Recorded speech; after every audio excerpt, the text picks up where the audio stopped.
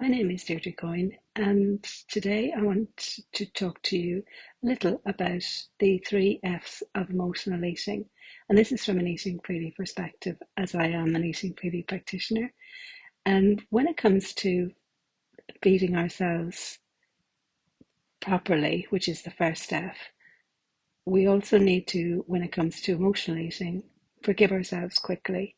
And the final F is focusing on health and well-being as the goal, not weight loss, at least for now. So within the Eating Freely program, we support emotional eating and binge eating. And in the first session, we look at what we call those three F's of emotional eating. Feed yourself properly, forgive yourself quickly, and focus on health and well-being as the goal for now, instead of weight loss. So when emotional eating becomes a problem, I suppose we all emotionally eat from time to time. That's perhaps not itself the issue. It becomes an issue when it sits inside the system of restriction or fear or self-surveillance or even weight-centered goals. So we, within the Eating Freely and the work that I do, I assume something important, that emotional eating gets worse when the body doesn't feel reliably fed or emotionally safe. So the work is not to stop emotional or to cut out emotional eating completely, because, from time to time we need that emotion, we need that nourishment, not from a physical food perspective, but from an emotional perspective. So the work is really to remove the amplifiers. And that's where the three F's come in. So if we look at the first F, which is feeding ourselves properly, it's probably the least glamorous, but definitely the most important. So feeding ourselves properly means eating enough, eating consistently, and eating before physical hunger becomes urgent. Because emotional eating episodes are not emotional at the start. They're a physiological vulnerability, which is mislabeled as emotional weakness. So if nourishment is inconsistent, our blood sugar drops, the emotional tolerance perhaps narrows, and our decision making becomes more reactive.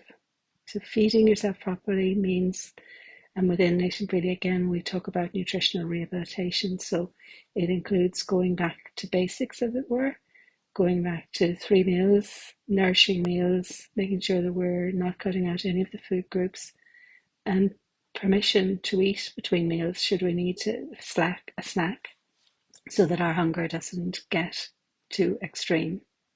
This is not dieting. This is rebalancing, regulation, and nourishment.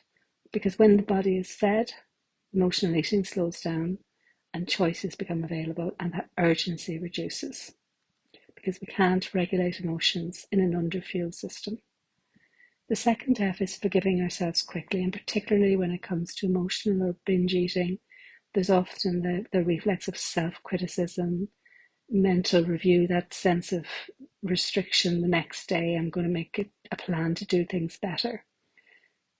So the problem is really not what we went through in terms of a binge or emotional eating. The problem is what we do next. And forgiving ourselves quickly means no compensation, no mental punishment, and no behavior correction, because punishment perhaps teaches the body that eating is dangerous, and when eating is dangerous, the nervous system escalates for future episodes.